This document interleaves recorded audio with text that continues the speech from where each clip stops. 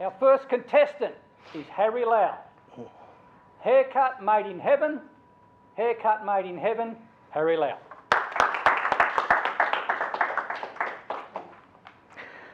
I was born in a small village in Fiji where everyone was religious, and I was made to believe that when you die, you'll either go to hell or heaven depending on your deeds.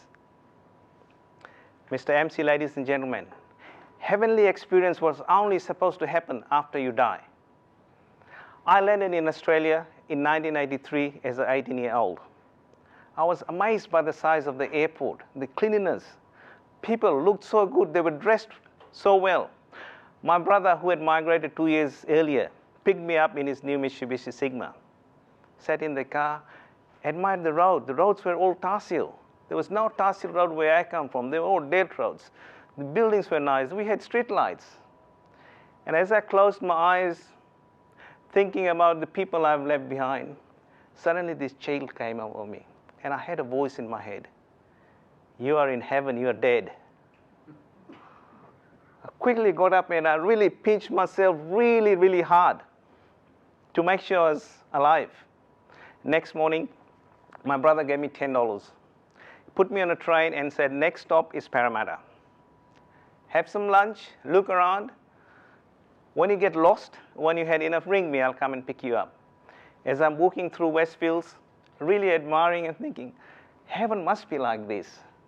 I see this hair salon. I walked in, and in my broken English, I say, how much haircut?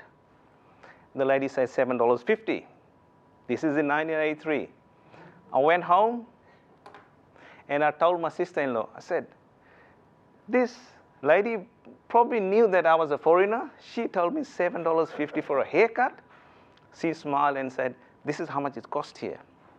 I'm used to one barber coming to our street once a month, and he'd cut our hair under the tree, mango tree, and it would cost 50 cents.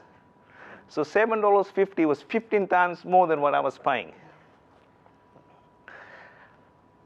2 weeks later, I got a job in Kentucky Fried Chicken. It wasn't called KFC then. And first week, I got a shift of 5 hours, $4 an hour. I got $20. I could have a haircut. But I was so happy that I could have a haircut with my money. I didn't have to ask my brother. So I walked back in the same salon. Same girl there gave me a smile. She was a really nice girl. I sat down on the chairs. Another junior girl came and said, do you want a haircut? I said, yes. So she took me and put me next to the sink in a special chair, put my head back, started shampooing my hair. I couldn't understand. I'm here for a haircut. I'm really enjoying this. I'm 18 years old. I've got all the raging hormones in me. And then this young girl washing my hair, and I'm sitting and thinking, remember, I have just landed in Australia from a village where there's no electricity. There's no television. No one has girlfriends. Between the age of 18 and 23, your parents choose a bride for you and get married. So you can see what's going inside me. So I'm really, really enjoying the experience. Put my hand, and suddenly I had this thought again. You're in heaven, mate, you're dead.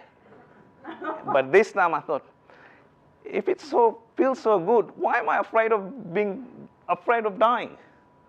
So I'm just sitting there enjoying, and suddenly it was all over. She wiped my hair, and to my disgust, she said, sit on that chair. So I went and sat on the other chair, and the first girl came, and he said, what are we doing?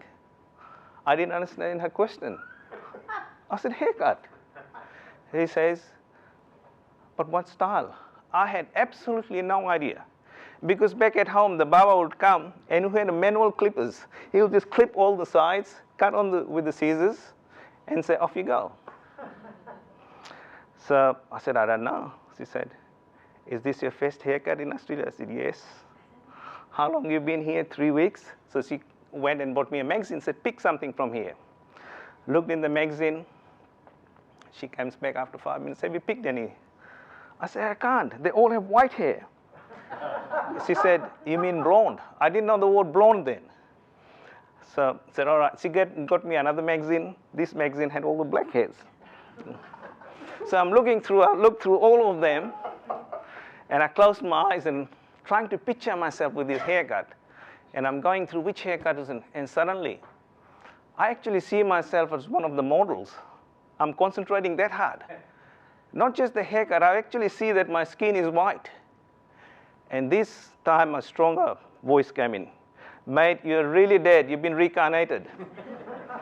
I got up, looked at my hands. I said, oh, now I'm still Cocoa Pops. I haven't been reincarnated as Rice Bubble yet.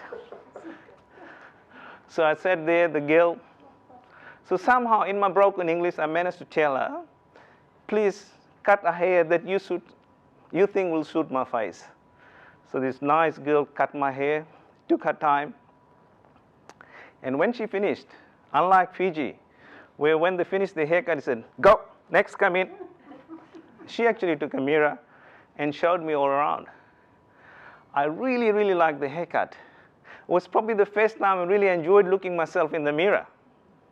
She left a little bit on the ears, left all the length at the back, and put some hair in, half covered my forehead, because I had, as we are all young, we have lots of hairs.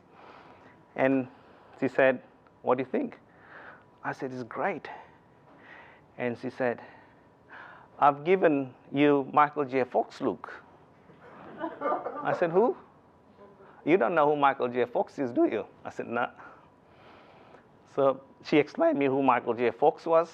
I really enjoyed the haircut so much. I'm sitting there, closed my eyes, and I said to myself, Harry, indeed you are in heaven, Mr. MC.